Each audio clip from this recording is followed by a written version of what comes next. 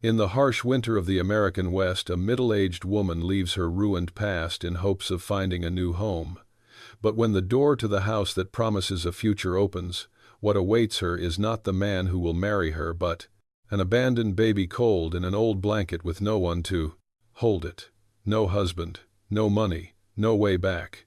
There was just a little life, needing the warmth of a mother it had never met.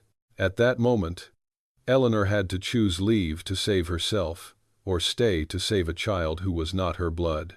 If it were you in a strange land in the midst of an unhealed loneliness, would you have the courage to embrace an abandoned creature and become the only one to protect it? And can a child not related by blood heal a broken heart? Join me on this stormy yet hopeful journey. Don't forget to like, share, and subscribe so you don't miss out on more healing stories like this one. The wind from Sage Ridge blew down to the dusty bus station in Dusty Creek, carrying the chill of early spring, the smell of damp earth, and a sense of vastness that was hard to name. The dark red stagecoach, its paint peeling, made its last clatter as it came to a stop at a pine post. The door swung open, and 1-year-old Eleanor Reed stepped down the steps, her leather boots lightly caked with the dust of nearly 200 miles. The cold bit at her cheeks, but she stood tall, clutching the strap of her black duffel bag.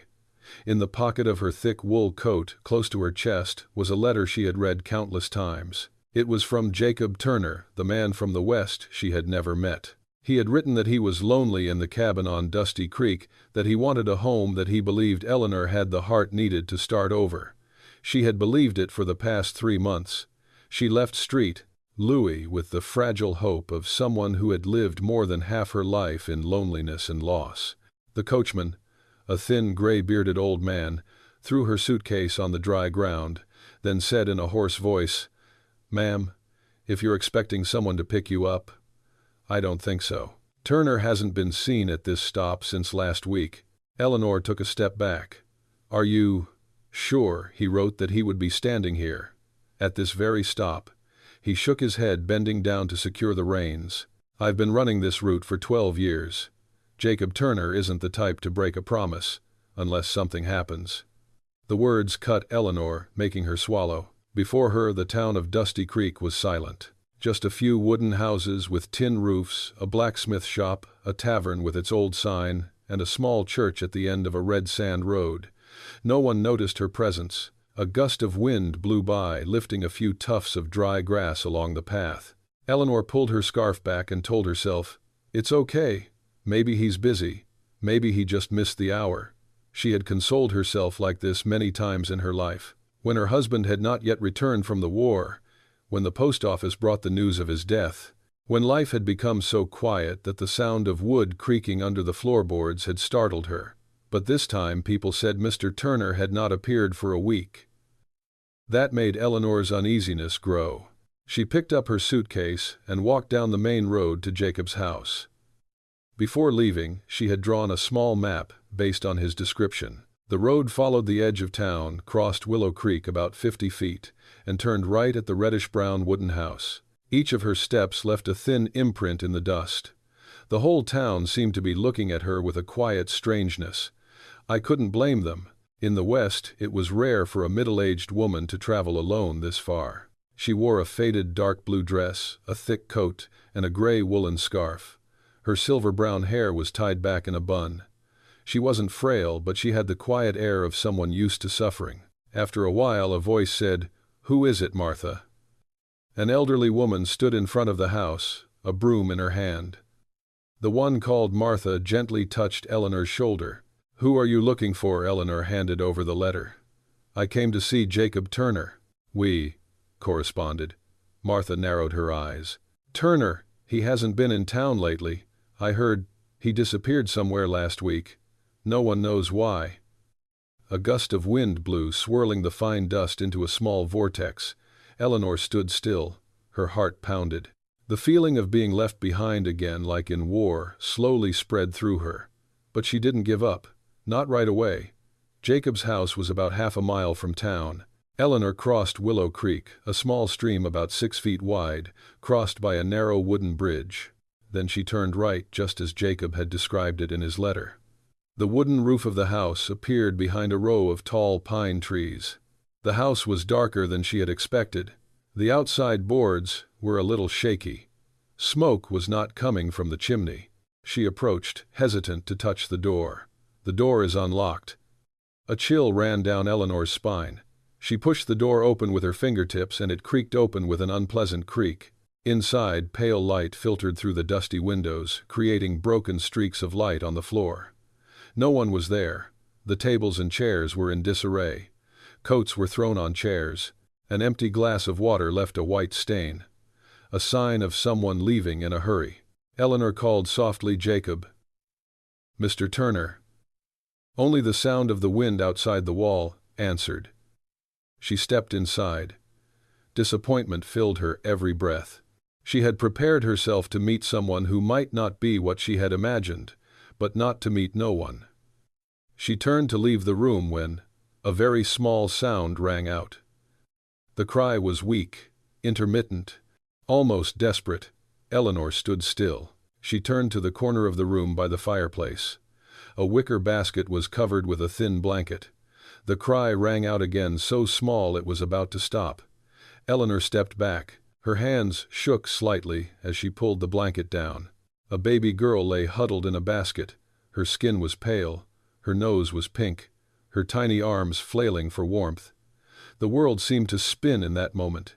Eleanor knelt, her heart aching. She was so small, so light she could vanish. A child like this should never be abandoned. Not in a harsh land like Dusty Creek. Not in the cold of early spring.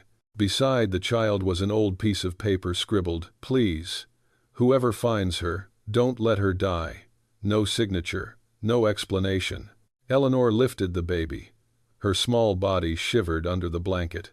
Her tiny hands clutched at her grandmother's coat, searching for something to hold on to. She whispered, "Oh my God, what happened here?" Outside, the wind blew hard, the windows rattled. The scent of snow from Sage Ridge was cold. In that empty house there was only a middle-aged woman who had traveled halfway across the country in search of hope, and an abandoned child looking for a last bit of warmth. Eleanor held the baby to her chest, listening to her weak breathing. Her face softened. Pain, sorrow, and a familiar feeling she thought would never come again. She stood up, closed the door to block the wind, and whispered in the dim space, "I don't know what I should do, but I know you can't stay here alone." Her eyes glanced toward the cold fireplace, then out the window where the sky had turned gray. A new journey was unfolding. Not what she expected, but perhaps as fate intended. The afternoons always came quickly at Dusty Creek, especially on days when the wind blew hard off Sage Ridge. When Eleanor Reed carried the baby out of Jacob Turner's cabin, the sun was a pale yellow streak fading behind the black pines. She pulled her woolen scarf tight around her neck, trying to keep herself and her exhausted baby warm. The walk back to town wasn't far, but each step felt longer than usual. Eleanor could feel the child's weak breathing against her chest like a dying lamp. She wasn't a fearful person, but the thought of the child collapsing in her arms nearly choked her. As she approached Martha Holloway's house, the wooden door swung open just as footsteps echoed on the porch. Martha, her silver hair flowing behind her head, a thick woolen scarf draped loosely around her shoulders, stared at Eleanor without blinking. "Good heavens, where did that girl come from, Eleanor?" Her voice was hoarse but filled with concern. Eleanor didn't answer right away. She just gently opened the blanket enough for Martha to see the small face clinging to her shirt. "In Jacob's house," Eleanor replied. "There is no one else." Martha let out a deep sigh. "Come in. It's cold outside. It's not good for either of us." The inside of Martha's little house was much warmer, thanks to the fire in the fireplace. The dry logs made a pleasant crackling sound. Eleanor sat down on a wooden chair at the kitchen table. Martha quickly boiled water and mixed powdered milk from the small bottle she kept ready for the town's children. "She must be a few weeks old," Martha said, pouring water into the pan. "From the way her lips are pale, she must have been hungry for a long time." Eleanor looked at the child, her heart aching. There was nothing in the house but a note. No name, no message. "Jacob did that, I don't know." Eleanor shook her head, her voice low. His house was empty. Everything was in disarray, as if someone had left in a hurry. Martha opened the lid and put the bottle in hot water to warm it. "Men in the West, They live fast, they go fast. But leaving a child like this? Heaven. After a moment, she handed the bottle to Eleanor. See if she will take it. Eleanor's hand trembled slightly. She brought the nipple to the baby's lips. After a moment's hesitation, the baby latched on, sucking desperately. The small, jerky sucking sound made Eleanor's heart clench. The familiar feeling from her youth holding her grandchild came back like a small flame in the ashes. Martha sat down in the chair opposite, folding her arms. She's beautiful, she said slowly, but she's fragile. She needs careful attention. Eleanor didn't look up, but her eyes softened. I never thought I'd find myself holding a child again. Nobody can predict life. Martha shrugged. What are you going to do about it? The question hit Eleanor harder than she thought. She had no answer. All she knew was, as she entered that cold, dark house, the feeling of emptiness that filled every corner, and the faint cry that echoed, seemed to call out to the deepest part of her heart. Eleanor looked at the baby for a long time, and then said softly, "At least, tonight I won't leave him alone."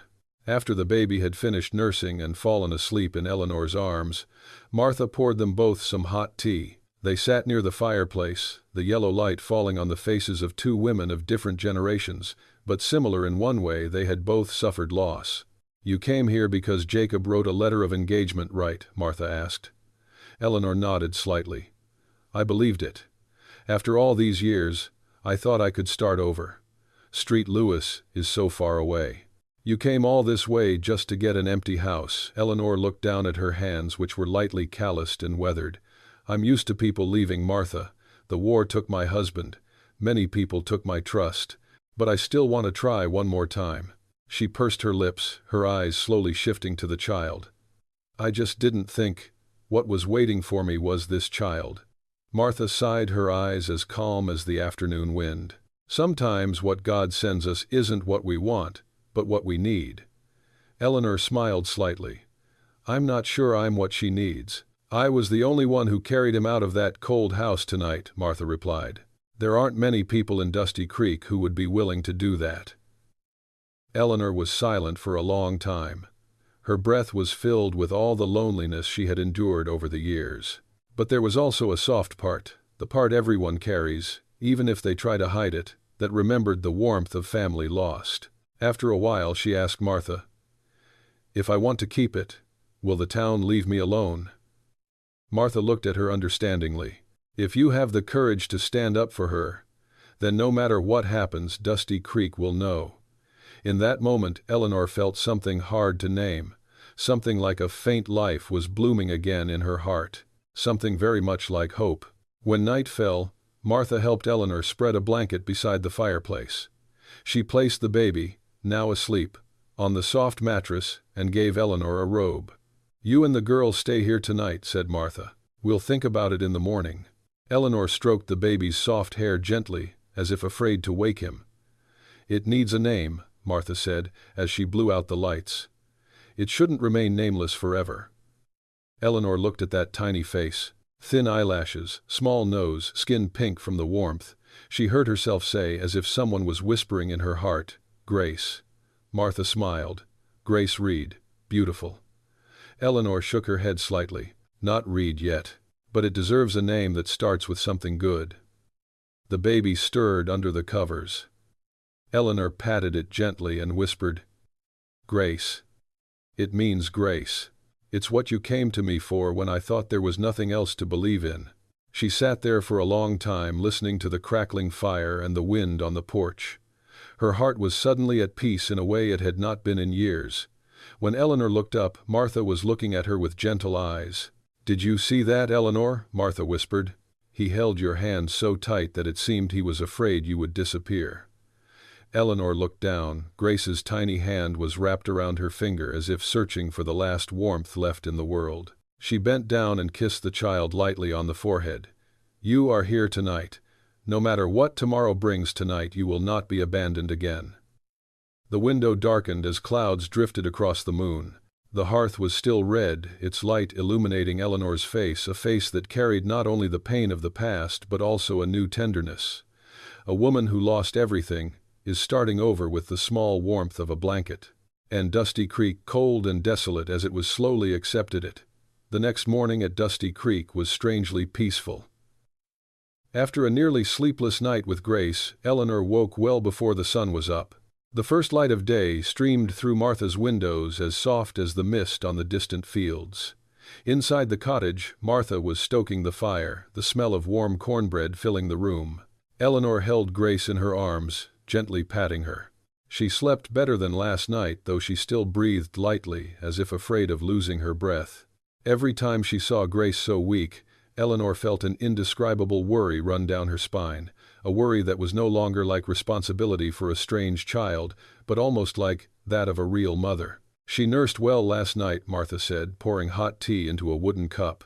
"That's a good sign." Eleanor smiled, a tired but warm smile. "It's stronger than it looks."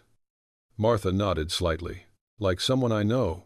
Eleanor did not answer, but her eyes looked toward the window where the dust from the road began to fly faintly in the sunlight, like a story that dared not be told out loud. That peace only lasted until about noon.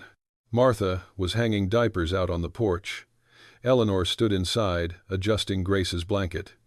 Then, in the distance, the sound of horse hooves came slow and heavy like a knock on fate's door. Eleanor looked up. A figure on a dark brown horse entered Martha's yard. He was tall, his black leather jacket covered in road grime, his shoulder-length hair and scraggly beard. His face was tanned by the mountain sun, but there was something familiar in his eyes, the dull weariness of someone who had traveled too far, lost too much. Martha paused, her hands tightening on her basket. The man stopped his horse, his eyes sweeping over Eleanor and the child in her arms. He lowered his voice, hoarse and deep. "Are you Eleanor Reed?" Eleanor stood up straight, instinct making her hug Grace close to her chest.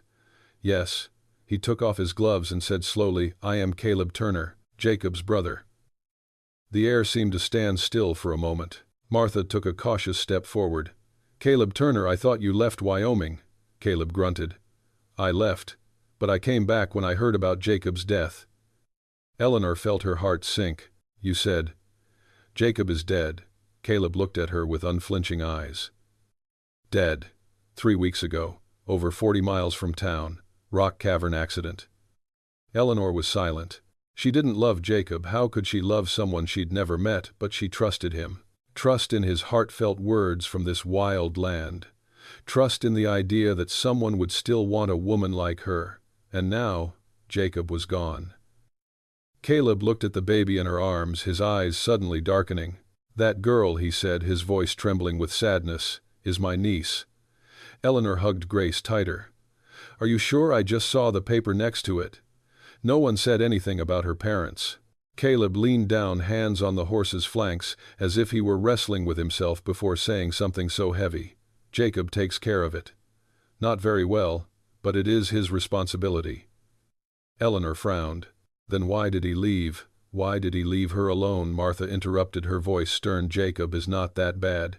If you have something to say, say it, Caleb." Caleb didn't look at anyone. He looked at the ground as if talking to his shadow. "Jacob left the house in a panic. I don't know what happened. But I know one thing for sure, she's Turner blood."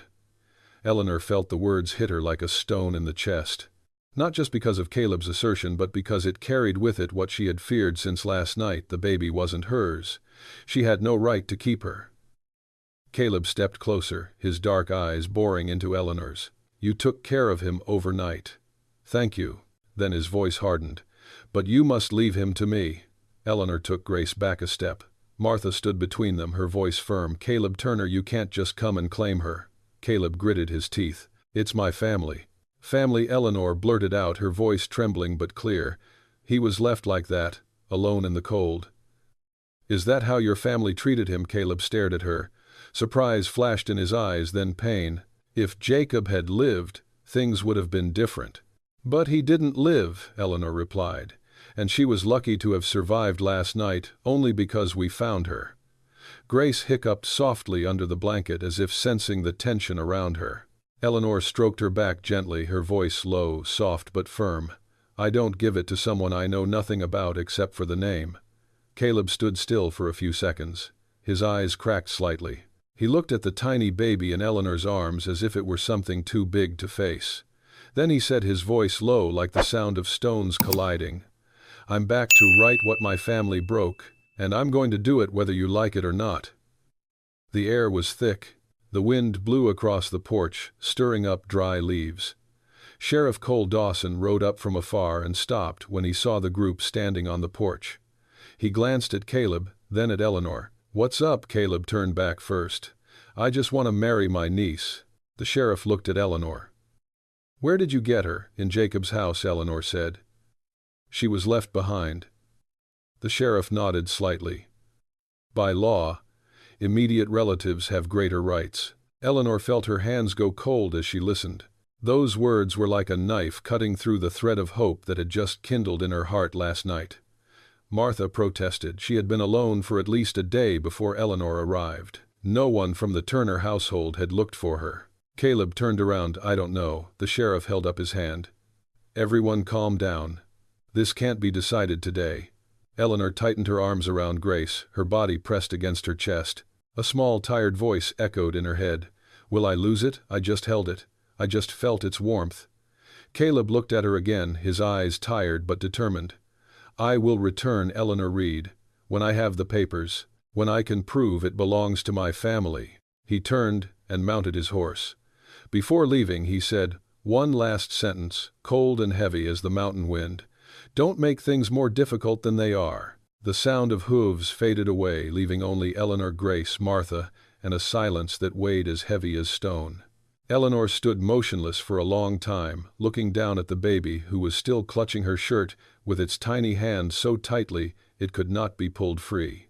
She whispered softly as if promising herself, "I don't know what tomorrow will bring, but I won't let her go. Not when she needs me like this." The wind blew through the town again, lifting the red dust into a thin, hazy veil. In that haze, something new was born, a determination Eleanor had never known before. The determination to protect the only thing in the world clung to her.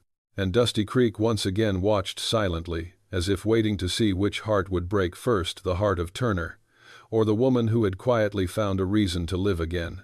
The afternoon passed as dark as the sky before rain. After Caleb left, Eleanor stood by the door for a long time, looking out at the dry fields and the distant mountains. She held Grace in her arms, feeling the baby's tiny breath against her chest like a plea. Martha put her hand on her shoulder.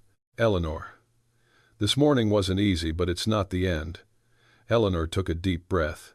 She tried to stay calm, but her worried voice continued to ring in her mind. "The Turner family has the power, and me, who am I?" Grace stirred under the blankets, her tiny eyes opening slightly and then closing wearily. Seeing her like this, Eleanor grew even more afraid. She was too small, too weak, and the world outside was too cold. Sheriff Cole Dawson returned in the afternoon, when the last rays of sunlight were just a pale line on the horizon. He rode his old dark brown horse and stopped right in front of Martha's porch. He took off his hat and walked up the creaking wooden steps. "Eleanor," he began, his voice low and slow, "I have come to explain the laws of the town." Eleanor looked at him, strong but bewildered. I need to know what my chances are." Sheriff Cole exhaled as if what he was about to say was not going to be easy. "Legally, if Caleb can prove she is related to the Turners, he has precedence. In this West, blood is more important than anything." Eleanor hugged Grace tightly when she heard the word blood. "But," the sheriff continued, "if there is evidence that Jacob abandoned the child in danger of his life, the local court can consider that." Martha interrupted, her voice sharp and firm. "We all saw her left behind. She almost died." The sheriff nodded. "I know. And that's the only point in Eleanor's favor." He turned to Eleanor and gave her a long look. "But Dusty Creek is small. People talk fast. There will be whispers. Some will say you adopted someone else to keep what wasn't yours." Eleanor bowed her head. She had heard such words all her life. When her husband was away in the army, when she lived alone, when she tried to support herself with her tiny backyard garden, Martha placed her warm hand on the back of Eleanor's. They say it because they know nothing of loss. They say it because they have never held a child half frozen to death in their arms. Eleanor looked up, her eyes dark. "I don't want to fight. I just want her to be safe." The sheriff looked straight at her. "Then you must prepare yourself. Caleb Turner is not a bad man, but he is haunted by guilt over Jacob's death. He will do anything to keep something of his family." Eleanor was silent. The words stabbed her like a knife in the chest because they were so true. She knew the pain of losing a loved one. She also knew what it felt like to want to hold on to even a small piece of the person who died. But Grace was a living being who needed warmth, needed arms, needed a home, not a promise of honor, not an atonement. Eleanor looked down at Grace's tiny face, a face that reminded her of herself the day her husband didn't come home, sitting for hours at the old wooden table, her hand on a wound that would never heal. "No, I can't let her suffer any more pain." By the time Sheriff Cole left, it was getting dark. The last rays of light had disappeared behind the mountains, replaced by a strong, cold wind that whipped through the old pines. Martha added more wood to the fire. "You and Grace will sleep here tonight. I'll think of something." Eleanor placed the baby in a makeshift crib Martha had made from an old woolen basket. The baby slept fitfully, occasionally curling up as if missing the warmth of Eleanor's chest. Martha handed Eleanor a cup of hot tea. "You can't blame Caleb entirely." Eleanor exhaled, looking into the firelight. "I know," Martha said more gently. "Are you that afraid of losing her?" Eleanor put the teacup down on the table, her hands clasped together. She looked at the child sleeping in the firelight, and a pain came over her, deep and strangely gentle. "It's not just the fear of losing it," she said softly. "I'm afraid of it going to a place where it's not loved." Martha sat down next to her, her voice warm. "Do you think you're in love with it?" Eleanor didn't answer right away. It took her a few seconds to swallow the lump in her throat. In the orange glow of the fire, her face showed the loneliness that had haunted her for years, and her emerging strength. Finally, she said, "Last night when I held him, I felt for the first time in many years someone needed me. Not because of a promise, not because of a responsibility, but because if I let go, he would have no one." Martha touched her hand gently. "Then you must be prepared to fight for it." Eleanor pursed her lips.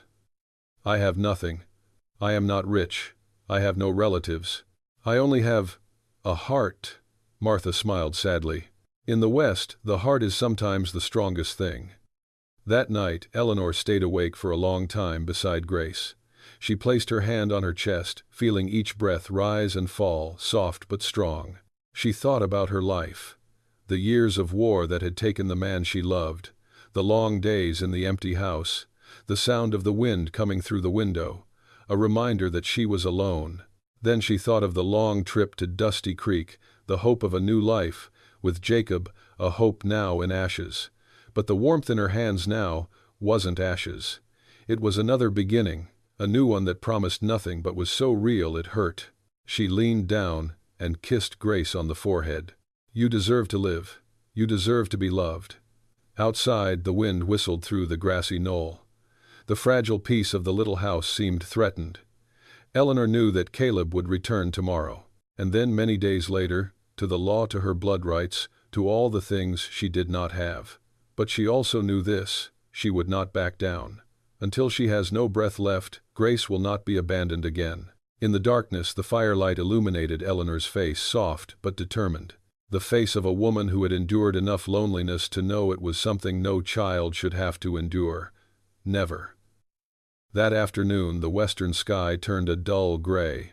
A heavy cloud layer rolled down from Sage Ridge, as if someone from afar were breathing cold breath into Dusty Creek. Martha looked up at the sky, her face pinched with the habit of one who has lived long among the fierce mountains. "It's going to snow," she said. "And not just any snow." Eleanor held Grace in her arms, standing by the window. The baby was sleeping, but her breathing was still as thin as mist. She gently stroked Grace's soft hair, feeling a little worried. The baby was not strong enough to withstand the cold. Any change in the weather made her anxious. "I hope Caleb isn't out on the streets right now," Martha muttered, gathering up the clothes hanging to dry. Eleanor didn't reply. After what had happened this morning, she just wanted him to go far away as possible. But deep down there was a strange unease, as if she knew somehow that the trouble wasn't over. The first snow began to fall as the sun touched the horizon. The flakes were small, white like petals, but they grew thicker, colder, and fiercer. In the evening, Martha prepared a simple meal. The warm aroma of chicken soup filled the kitchen. Grace was wrapped in a thick blanket, sleeping in a makeshift crib near the fireplace. Eleanor sat less than half a foot away, never taking her eyes off her. "When you worry like that, Eleanor," Martha said softly, "you have already chosen." Eleanor smiled slightly. But before her smile could fully form, the wind outside howled louder, like the howl of a wild animal. Martha stood up and pulled the door shut. "I hope Caleb is hiding somewhere. The man has no fear, only knows how to walk straight when his mind is troubled." Before she finished speaking, there was a sound, a distant, urgent sound mixed with the sound of the wind. Eleanor raised her head. "Did you hear that?" Martha was silent for a few seconds. The wind whistled again, but this time there was a hint of something else between the whistling. A crack, then the sound of something falling down a slope. "There's someone out there," Eleanor whispered. Martha looked at her worriedly. "No, it's too dangerous to go out tonight." But Eleanor couldn't shake the uneasy feeling running down her back. It was like someone was calling for help that only she could hear. She stood up, walked to the door, and pulled her shawl up. "I'll just take a look." "Eleanor Reed," Martha interrupted quickly. "Don't risk it. This wind could blow a tree down." Eleanor turned to look at Grace, still sleeping, peaceful in the warm glow of the fire. Her tiny breaths made every decision she made all the more difficult. But the noise outside came again, more clearly. A scream was carried by the wind, then suddenly stopped. "I have to go," Eleanor whispered. Martha knew when Eleanor spoke in that tone she couldn't help it. She sighed, then took the oil lamp and handed it to Eleanor. "Let's go," Martha said. "But I'm coming with you." "No." Eleanor shook her head. "Grace needs you. I'll just go a short distance." Martha was about to protest, but Eleanor's eyes were so determined that she nodded slightly. "Then I must return before the snow covers the road." Eleanor pulled her scarf close to her neck and opened the door. The cold wind blew like a sharp knife. With each step she took, she could hear the snow crunching under her boots. The oil lamp flickered in the wind, but remained lit. She had gone a few dozen steps when she saw what she feared, a long streak in the snow, as if something heavy had fallen from the slope and been carried away by the wind. Eleanor followed the trail. The wind blew harder, cutting into her face, but she crouched down and moved forward. Then she saw it. A figure lay slumped at the edge of the rock niche about 60 feet from Martha's house. Eleanor ran over and knelt down. "That's Caleb Turner." He lay curled up, half his face covered in blood, his coat torn, his breathing so weak she had to lean close to hear it. Snow covered his hair and shoulders in a thin layer. "Caleb." Eleanor shook him gently, her voice choked with cold and worry. His eyelids twitched, then opened a thin slit. His gaze was almost lifeless. "Reed. Did you hear me? Did you fall down the slope?" Caleb struggled to breathe, his voice shaking. I was going to your house. I didn't want this morning to end like this. I slipped." Eleanor bit her lip to keep from trembling. She looked around. The wind was too strong, the snow too deep. They couldn't stay out long. She had to get him under cover. Now. "Stay awake," Eleanor said, slipping her hand under his arm. Caleb was heavy, he was solid as wood, and Eleanor was not strong, but she tried her best. "Don't sleep. Listen to me, don't sleep." Caleb struggled to open his eyes, his breathing ragged. "I don't want to die out here. Not when there's something to say." Eleanor leaned on her shoulder to help him up inch by inch. But the snow kept making her feet slip. Caleb leaned heavily on her, almost out of strength. Below them, about 20 feet, a small hollow in the slope gave way. She pulled him toward it, her feet sinking in with each step. Just like that, pulling and supporting Eleanor got Caleb into the cave. The wind was still howling outside, but at least here the snow wasn't falling directly on him. Caleb gasped. His breath was hot in the cold air. Eleanor knelt down and lit the oil lamp, her hands shaking so much she almost dropped the lighter. When the light flickered, she could see Caleb's face clearly. A deep gash ran across his forehead, dried blood streaking the snow. "You've lost too much blood," Eleanor said, her chest tightening. "You can't sleep." Caleb closed his eyes, his voice heavy as stone. "I am not afraid of dying, but I am afraid of not finishing." Eleanor leaned closer. "What did you say?" Caleb opened his eyes slowly. In the dim light, his eyes lost their morning steely look, only weariness and regret. "I came to tell you that I wasn't entirely telling the truth this morning." Eleanor felt her heart pounding like a hammer. "Tell me the truth. It's just you and me here." Caleb gasped. Grace, Jacob loves her. But she's not his biological child." Eleanor froze. She heard the wind whipping against the cliffs, heard her heart pounding. But in that moment all she saw was Grace, small and shivering in the basket, clutching her finger. "So who is it?" Eleanor whispered. Caleb shook his head very slightly. "I don't know. Jacob kept it a secret. But he didn't leave her. He was going to find someone he could trust. Before he told me. He just didn't have time." Eleanor looked at the deep gash on his forehead, then at the pale whiteness beyond the opening of the cave. They could only stay here until the wind died down if the cold didn't kill them first. Caleb continued, breathing heavily as if each word were a stone. "You're not a Turner, but you're what he needs. I saw the way you held him, even this morning." His eyes wavered, but for a brief moment Eleanor saw the simple truth there, the truth not of the law but of the heart of a man who had lost so much. "Eleanor," he said, his voice barely above the wind, "if I don't make it, take care of him. Don't let him go back to the darkness." Eleanor gripped his shoulder, her own voice shaking like a small fire in the snow. "No one dies tonight, Caleb Tanner. Not you, not Grace." Outside, the wind still whipped against the cliffs. Snow continued to fall in sheets, but in the small cave between two seemingly unrelated people, something new was ignited, something strong enough to tear apart the prejudices that surrounded them. Hope. In the narrow hollow, the oil lamp flickered as if about to go out, and the wind howled outside like the howl of an angry mountain. Eleanor knelt beside Caleb, her hand shaking but not leaving his shoulder. Caleb's breathing was hot and thin, uneven, almost gone. Snow was beginning to fill the entrance to the cave. Eleanor knew if she didn't get him out of here, when the wind died down, they would be buried alive in the snow. But what made her shiver wasn't the cold, but Caleb's last words. "Grace is not Jacob's child." The words were like a cold wind blowing straight into her heart. All night she had been afraid to hand Grace over to Caleb because of the law of blood, but now the truth took another equally ambiguous turn.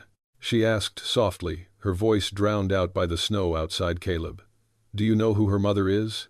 Caleb opened his eyes a crack. A flicker of guilt crossed his gaze. "I don't know," Jacob never said. "Just said the child's mother disappeared shortly after birth."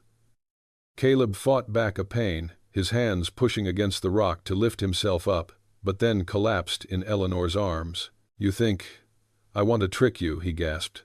"No. I'm his brother. I know Jacob has never had anyone. When I heard the baby appeared, I knew something was wrong." "There must be something big he's hiding," Eleanor said, her eyes never leaving the wound on Caleb's forehead. Caleb nodded slightly. "Jacob wasn't a bad guy. He was just scared. Always scared that he'd mess things up. He was going to tell me, and then he died before he could." In the dim light, Eleanor felt the regret in every word Caleb spoke. A regret that was not loud but like a cold creeping through every crevice of stone, every vein of a man who had lost too much. "Why did you come to my house tonight?" Eleanor asked. "Not to get Grace. I saw it in your eyes." Caleb took a deep breath. "I came to right a wrong. You were right. I came this morning for honor. For the Turner name I was trying to keep." He sighed, his eyes closing for a second. "But when I left, I saw clearly. I was using her to fight the very thing I hated most, loneliness." Eleanor was a little stunned. "Are you afraid of being alone?" Caleb laughed a little under his breath. "You think a man who travels all over Wyoming, wanders among the rocks, sleeps by a dying fire, doesn't get lonely?" Eleanor looked down at his calloused hands, feeling a pang in her heart. She understood that loneliness. Deep down, she just tried to bury it with trips, with dreams of a home she never had. Caleb turned his head to look at Eleanor, his eyes unwavering this time. She held Grace like she was giving birth to her. I saw her this morning. And when I slipped down the hill, all I could think about was this: if I die, the baby should be with someone who needs it, not someone with the name Turner. Eleanor bit her lip, her voice small but clear. I am not the one who has the right to raise it. But you're the one he lives with, Caleb replied hoarsely. She bowed her head, unable to speak. Another gust of wind howled, pushing more snow into the crevice outside. Eleanor knew that if she didn't get Caleb out of here when the wind died down, he wouldn't make it through the night. She put her hands on the ground and said firmly, Caleb Turner, you cannot die here. Not while there is more to be said. Not while Grace needs the truth. Caleb chuckled softly. You're stronger than you think, Eleanor Reed. Hush. She tightened the shawl around him. Keep your breath warm. Let's wait for the wind to die down. More than an hour passed. The wind finally died down to a heavy breathing. Eleanor tucked Caleb's shoulders under her, bringing his arms around her neck. He was too heavy for her, but Eleanor gritted her teeth and pulled him to his feet. Getting out of the crevice was the hardest part. The snow was more than a foot deep, and it was so cold her feet were numb. Caleb groaned softly as his weight fell on his injured leg. Don't let me make you fall, he managed. Lean on, Eleanor replied, her voice as hard as steel. We'll take it one step at a time. They walked slowly. The wind blew through Eleanor's shawl, tossing her silver hair. Snow hit her face, her eyelids, her breath. But inside her, something was no longer cold. Because she wasn't just pulling Caleb toward the light, she was pulling a truth Grace deserved to know. When she was about 20 feet from Martha's house, the door opened. Martha ran out, lantern in hand, the wind blowing her cloak. Eleanor, my God, did you really find him, Martha? Help me. He fell down the hill. The two of them helped Caleb inside and laid him down near the fireplace. Martha used hot water to clean the blood and used a needle and thread to sew up the gash in his forehead. Eleanor knelt beside him, steadying his head. Caleb gritted his teeth in pain but did not groan. He looked at Eleanor, tired but focused. You saved me. Eleanor looked back at him, her voice low as a breath. No one deserves to die like that. Martha breathed heavily and interrupted. You stay here until the storm passes, and until you are clear-headed enough to talk like a decent person. Caleb exhaled, his lip trembling slightly. I will tell you everything. Tomorrow morning. Eleanor didn't take her eyes off him. You must tell the truth about Grace. Caleb and Eleanor looked at each other, not as strangers anymore, but as two people standing on the brink of a secret, waiting for the sun to rise to face it. The night deepened. Martha fell asleep in the chair after tending to Caleb's wound. Snow had settled thickly on the porch, and the wind had quieted but still whistled desperately. Eleanor picked Grace up from the crib, held her close to her chest, and sat down next to where Caleb lay. Caleb opened his eyes very slowly. Eleanor whispered, "Get some sleep. It will be better tomorrow." Caleb looked at Grace in her arms, his face softened slightly, the rare softness of a man who had lived so long among the rocks. "Eleanor," he said softly, his voice hoarse as burnt wood.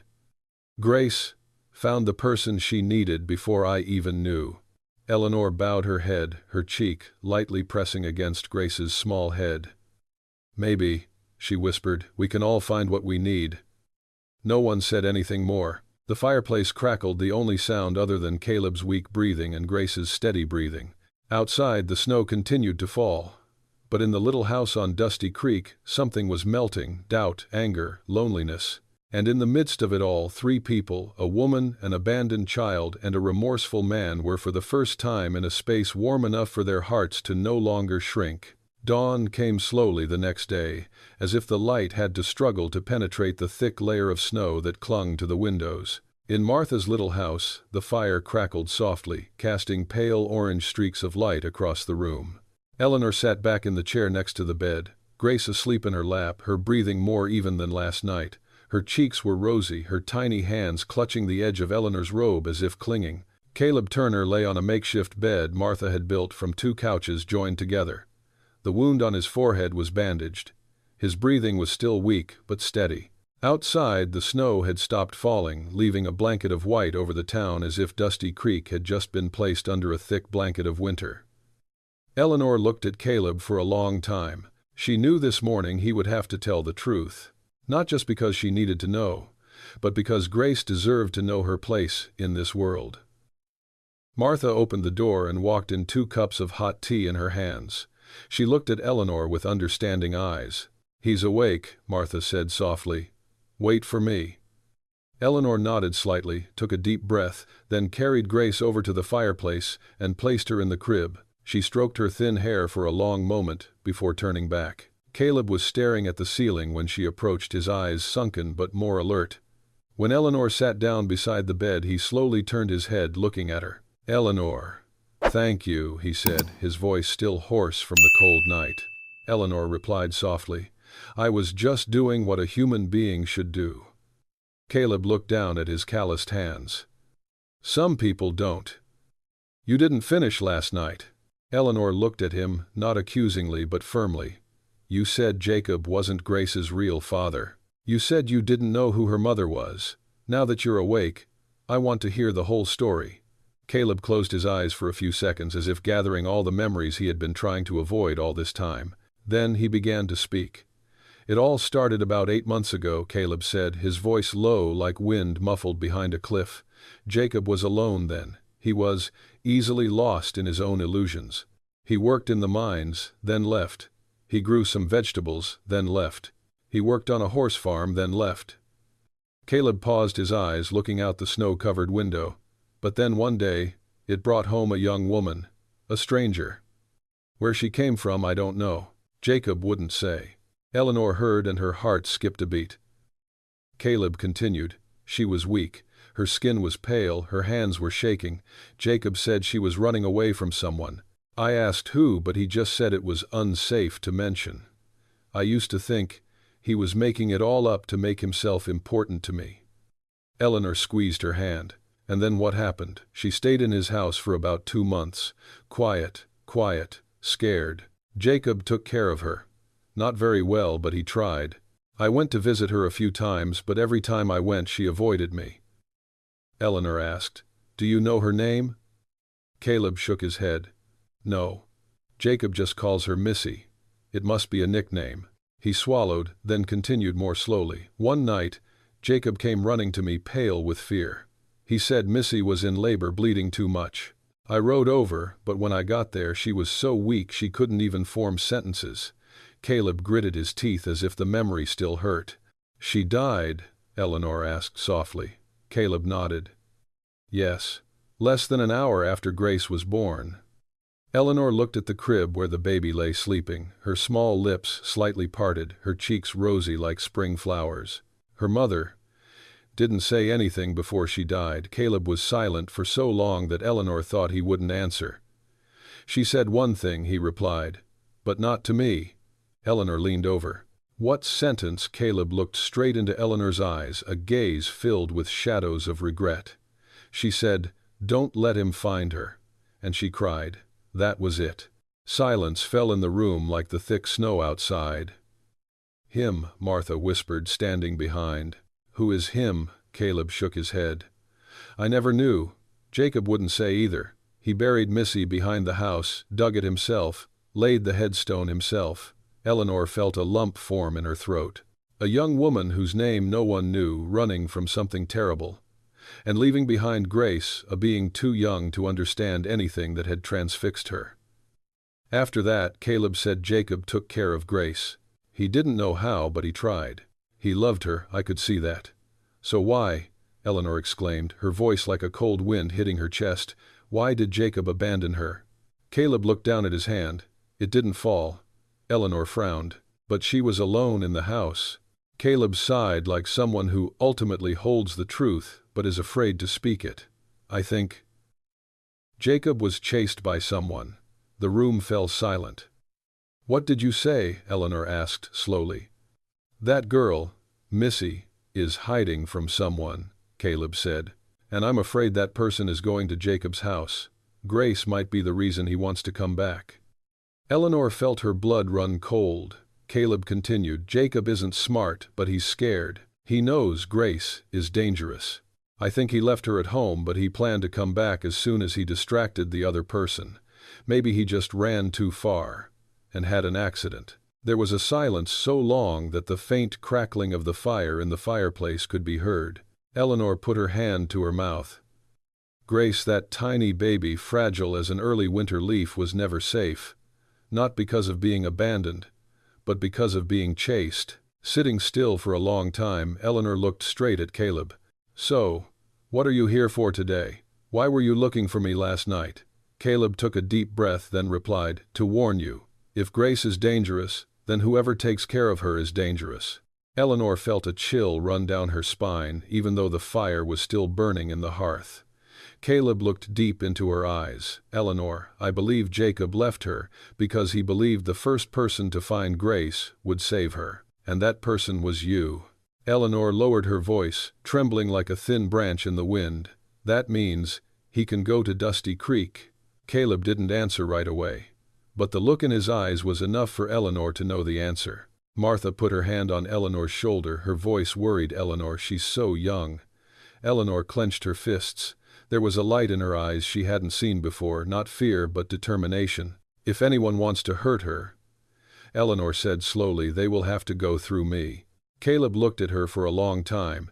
He saw in the middle-aged woman across from him something he himself had long lost, a determination to the end. Finally he closed his eyes and said softly, "I'll tell you one last thing tomorrow. What Jacob left behind. Something about Grace's real father." Eleanor swallowed. Another truth, an even bigger secret. In a small room bathed in dawn light, three people, Eleanor, Caleb, and Grace, stand on the brink of a truth that could change everything. And for the first time, Eleanor wasn't afraid. She just felt she had to keep going. For Grace. For what was right. Because her heart couldn't turn away anymore. The next morning, as the weak sunlight filtered through the thick snow on Martha's porch, the town of Dusty Creek was strangely silent.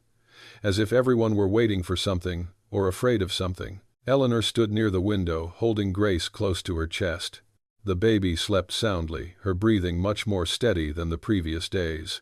That small warmth made Eleanor feel stronger than usual, as if just by holding Grace tightly she could fight against the whole world out there. Caleb Turner lay in bed, his head bandaged. Martha changed the water in the tub, muttering about the persistent cold of the mountain town. When Caleb opened his eyes, Eleanor turned around immediately. "You're awake," she said softly, but there was a strain in her voice that was hard to hide. There were truths she wasn't sure she was ready to hear, but the longer she waited, the closer she became to danger. Caleb tried to sit up. Eleanor stepped forward to help him. "I have to tell you something," Caleb said, his voice heavy and slow. "What Jacob hid, what scared him enough to leave everything behind." Eleanor placed Grace in the crib near the fireplace, then sat down beside the bed, her eyes never leaving Caleb. "I'm ready to listen." Caleb sighed, as if every word he was about to say forced him to tear back parts of his memory he didn't want to touch. "After Missy died," Caleb began, "I asked Jacob to tell me the whole truth, but he wouldn't. I only knew part of it, that she was running away from a man, a very dangerous man." Eleanor swallowed. "That I knew. But what does dangerous mean, Caleb?" Caleb looked her straight in the eye. "That means he almost killed her." The air in the room compressed as if the fire in the fireplace had stopped moving. "Jacob found her by the roadside in the middle of the night, nearly 10 miles from this town.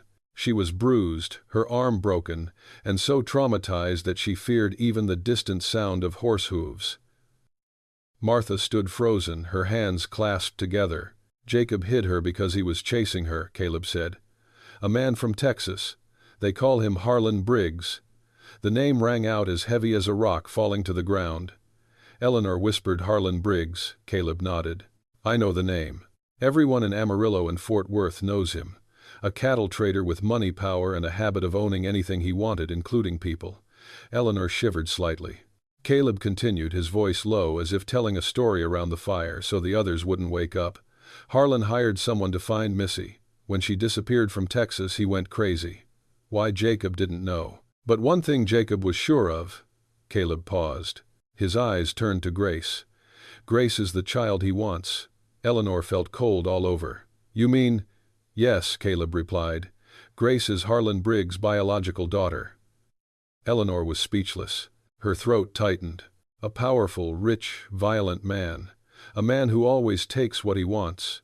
A baby born in the darkness of violence and fear. And now that baby is lying in an old woolen cradle, sleeping peacefully in the arms of someone who is not related to it by blood. Martha whispered as if afraid someone out there might hear, "Good God, this girl wasn't just abandoned, she was hunted." Eleanor sat down in a chair, her hands unconsciously clenching her skirt. A very real fear spread from her chest to her fingers. "Does Jacob know about that?" she asked. Caleb nodded slowly. He knew, but he didn't know what to do.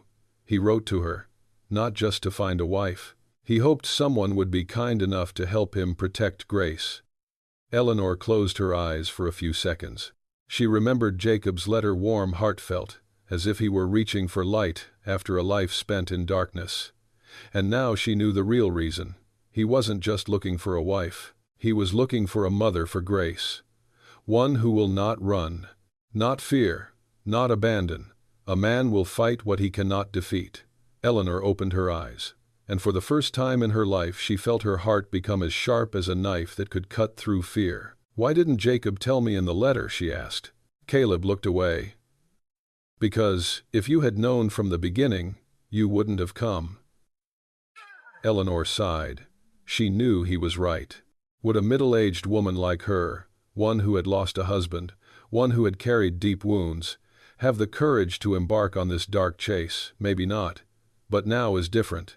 Now, she held Grace in her arms, heard her breathing, heard her cry of hunger. She knew what she meant to this child, and she never looked back. Caleb looked at Eleanor for a long time before saying the last thing. Harlan Briggs never gives up on what he wants. He has money to hire people. He has connections all over the South. If he knows she's alive, he'll come to Dusty Creek. The room was so silent that you could hear the snow falling from the roof. Martha placed her hand on Eleanor's shoulder, her hand shaking slightly. "Eleanor, you have to leave this place. Take Grace far away." Eleanor looked at her, her eyes surprisingly calm. "I'm not going." Martha frowned. "I don't understand that, man." "I understand," Eleanor interrupted, her voice, not loud, not angry, but so certain that it made both Caleb and Martha fall silent. "But I've been running all my life, Martha." She took a slow breath. "I ran when the war came. I ran when my husband didn't come home. I ran from Street Louis because I wanted to start over." She put her hand to her chest where Grace had been pressed against it. "But now, I don't run. I choose to face it." Caleb looked at her with a completely different look, respectful and grateful. "Eleanor," he said softly, "if you protect Grace, I swear I will stand by you." Eleanor turned. "You don't have to run anymore, Caleb Turner." The fire in the stove flickered, reflecting on the faces of the three people. Outside, the snow was still white, but inside that small house, a new alliance had been formed. Not by law, not by blood, but by the common pain and need of three lonely hearts. Eleanor stood up, took Grace into her arms. She looked at the sleeping child, then spoke slowly, clearly, as if under oath. "If Harlan Briggs comes to Dusty Creek, he won't get her." Caleb sighed, nodding. "In your hands, he might not even be able to touch the door." Martha shivered slightly. "God bless us." Eleanor said no more. But in her eyes, strong, still, deep as the bottom of a winter lake, one thing was clear: she didn't just protect Grace. Grace saved her too, from abandonment, from the past, from loneliness. And now the two of them belonged to each other, whatever storm comes. 3 days had passed since Caleb had revealed his identity as Harlan Briggs. 3 long, heavy days that had left Dusty Creek no longer the peaceful town Eleanor had known. There seemed to be an invisible mist around every roof, around every wooden door, around the sound of horses' hooves passing along the main street. The townspeople still worked, still talked, still greeted each other, but everyone felt as if they were waiting for a strange wind to blow and break the frozen lake. In those days, Eleanor hardly left Grace's side, not when working in Martha's kitchen, not when returning to the old house to gather supplies, not when drawing water from the town well. Sometimes, she would wake up in the middle of the night, reach out to check her breathing just to make sure Grace was still there, still lying beside her, still safe. But deep down, Eleanor knew safety was an illusion, because Harlan Briggs had started moving. That morning, dark clouds gathered south of town, The sky was an unnaturally deep purple, a sign of another snowstorm to come. The wind cut through skin, carrying the dry chill of the Texas wilderness, where men rode not just to travel but to hunt. Caleb stood in front of Martha's house, his old leather jacket hanging loosely over his shoulders. "I'm going to the post office today," he said. "There's a letter for the pony route operator. I want to know if Briggs is going through the southern towns." Eleanor nodded slightly. "Be careful." Caleb smiled tiredly but genuinely. "After what you did to Grace. I'm alive today because of you. I won't let her be afraid anymore." Martha pointed outside, her voice tinged with worry. "The weather is like this, you should go home before the storm hits." Caleb replied, "I will try," and he mounted his horse and left Dusty Creek. Eleanor stood watching Caleb's shadow fade into the mist and snow, feeling as if she were watching someone enter a place where darkness awaited. That afternoon, as Eleanor was holding Grace in Martha's house, a sudden sound of horse hooves echoed up the main road, loud and sharp as a hammer hitting the wooden floor. Not the hooves of Dusty Creek people. The horses here were old, gentle, and slow. This hooves was strange, heavy, determined, proud. Eleanor looked at Martha, startled. Neither spoke, but they both understood what had happened. Eleanor put Grace in the crib and walked to the window. She pulled the curtain open just a crack. A strange man riding a shiny black horse stood in the middle of Dusty Creek's main road. He was tall and broad-shouldered, clad in a thick dark brown leather cloak. His dark hair was blown back by the wind, revealing a sharp forehead and a nose as straight as if chiseled from stone. His face was not that of a man accustomed to words, but of a man accustomed to power and violence. Harlan Briggs. Eleanor knew immediately. No need to ask. No need for introduction. There are people who just by standing up straight on horseback let others know they are dangerous. He looked around town, his gaze cold as metal. No one dared step out into the streets. Dusty Creek, usually noisy with children running, dogs barking, people shouting, was now eerily silent. There was only the sound of the wind and the sound of his horse's hooves pounding the ground. Martha stepped back, placing her hand on her chest.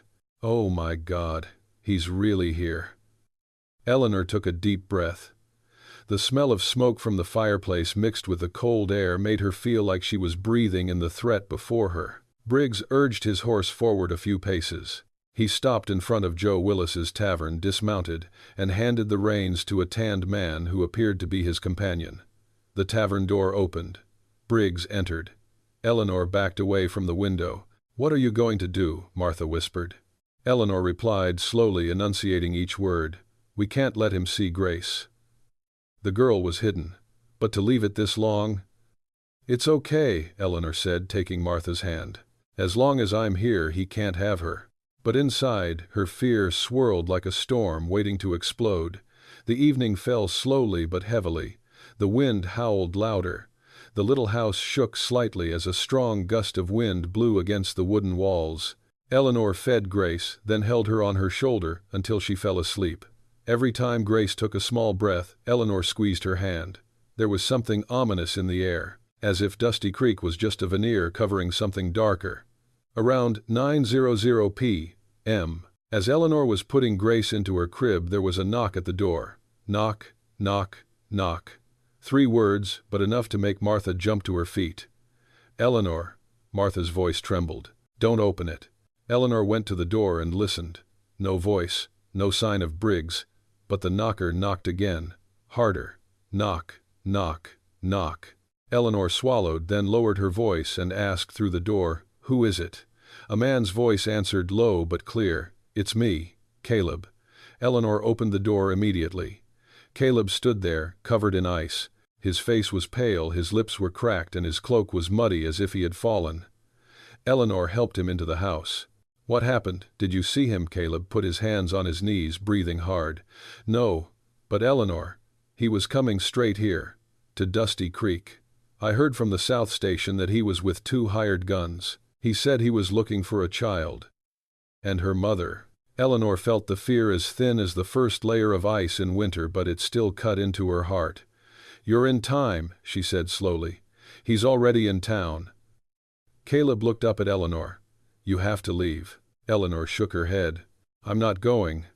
Eleanor, he is Briggs, I know who he is. Eleanor's voice was soft but sharp as a taut wire.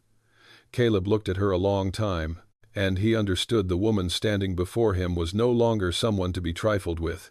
A long moment passed before Caleb spoke. If you absolutely won't go, then I'll stay too.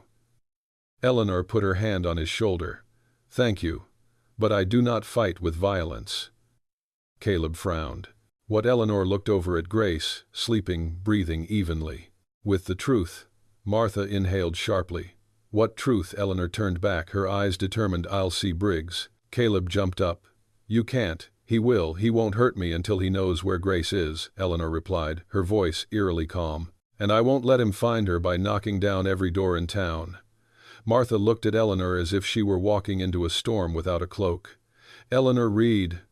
Martha's voice trembled. I can't talk to demons.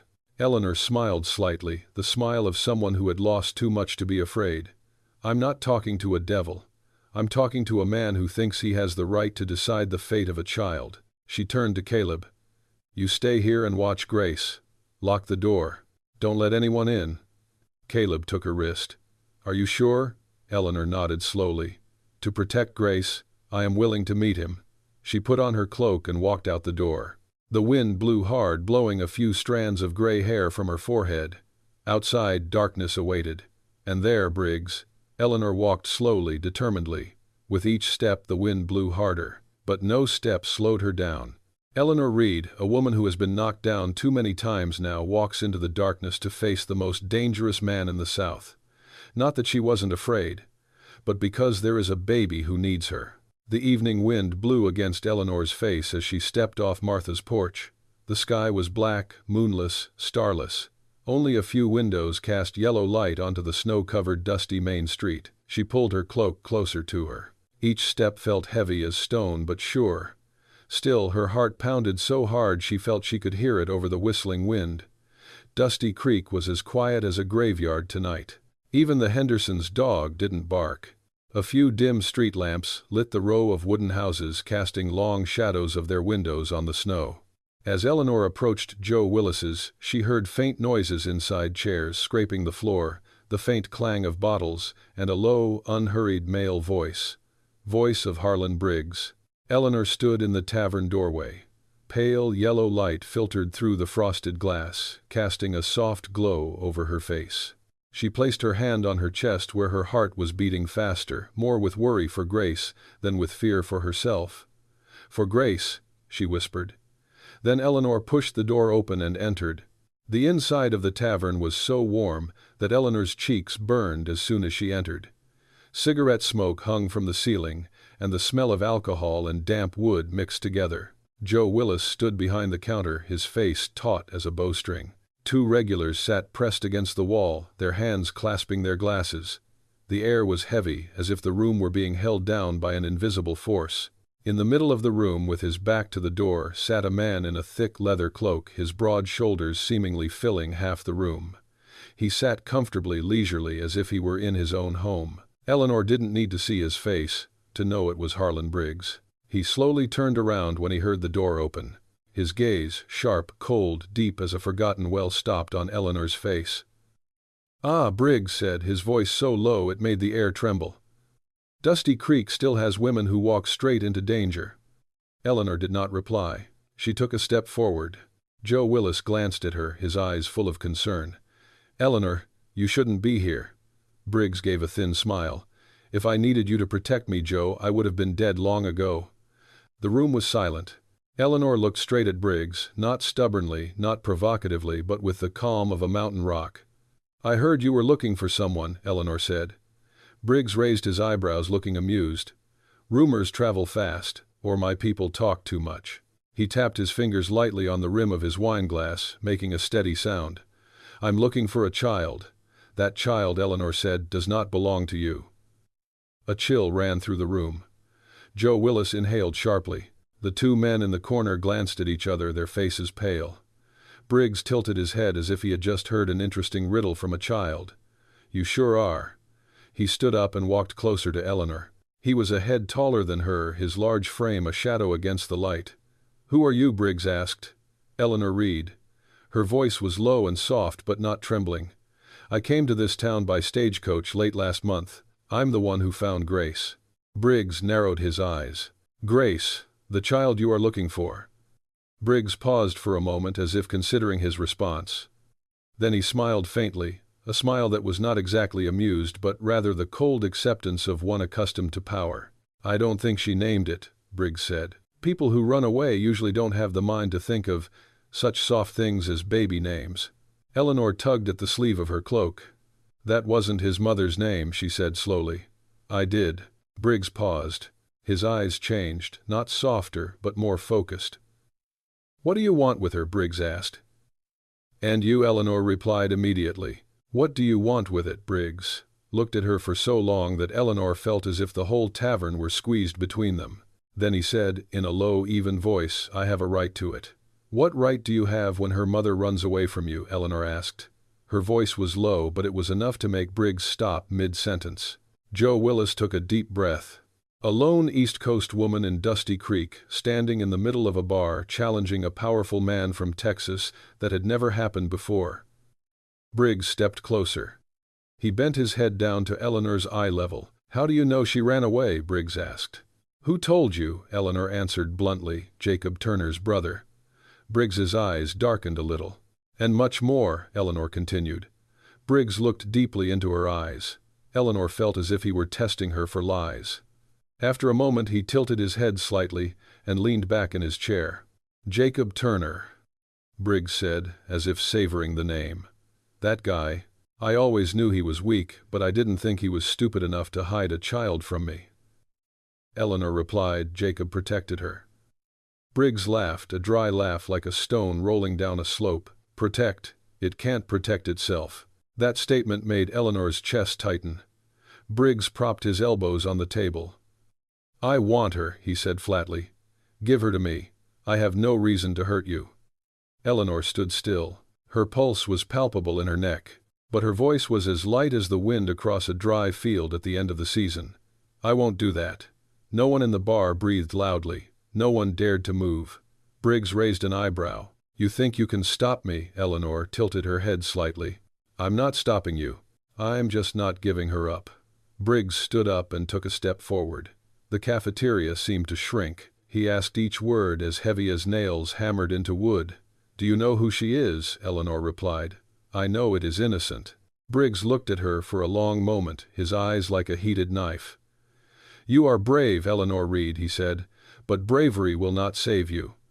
Eleanor did not retreat even half a step.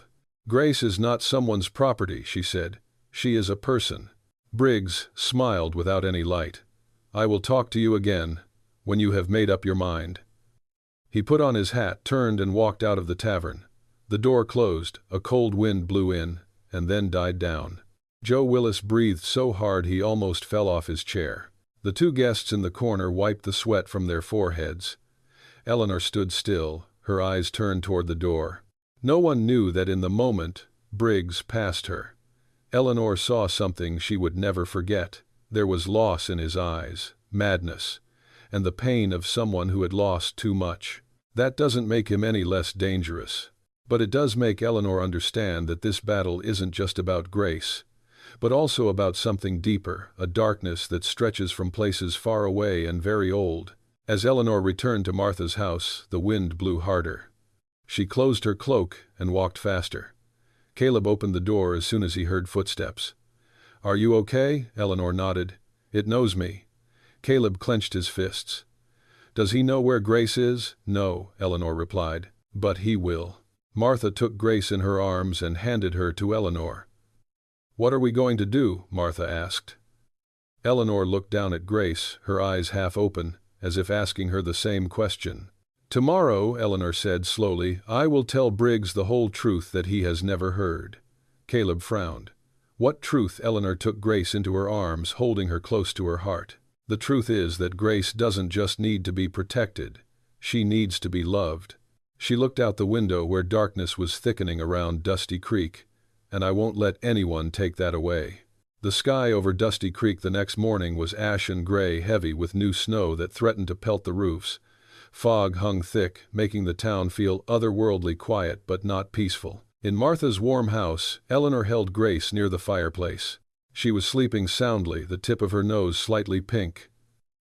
Outside, the wind howled softly as if someone were lost in a pine forest. Caleb sat at the wooden table reading over the crumpled notes Jacob had left him. He had found them yesterday in the pocket of Jacob's old shirt that Martha had kept for him when she arranged his funeral. Eleanor knew the notes were important, because Jacob was not the type to write carelessly. Every line he wrote contained something he could not say in words. Caleb looked up as Eleanor approached. "What did you find?" Eleanor asked. Caleb sighed, his veined hand lightly stroking the edge of the paper. "Not much," he said, "but there are a few lines. Enough to make me think Jacob knows more than he dares to tell." Eleanor sat down beside him. "Read to me." Caleb handed her a small piece of paper scribbled hastily. "If he comes, don't let anyone believe a word he says." Eleanor frowned. "He? You mean Harlan, no one else," Caleb replied. Martha put the teapot down on the table and said slowly, "Jacob knows he's dangerous, but this line sounds like Jacob's afraid people will believe something Harlan might make up."